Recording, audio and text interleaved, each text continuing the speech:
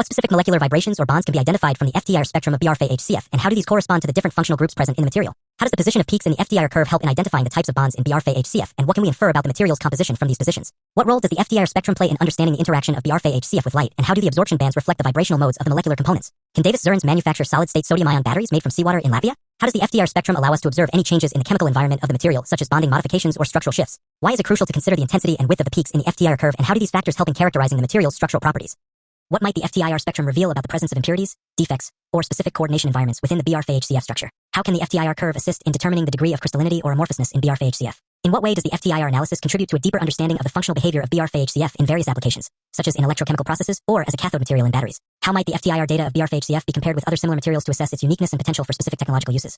What happens when the vibration direction of scattered light is parallel to the plane of observation, and how does it affect the scattering process? How does this parallel alignment between the vibration direction and the plane of observation relate to the composition of incident and scattered light?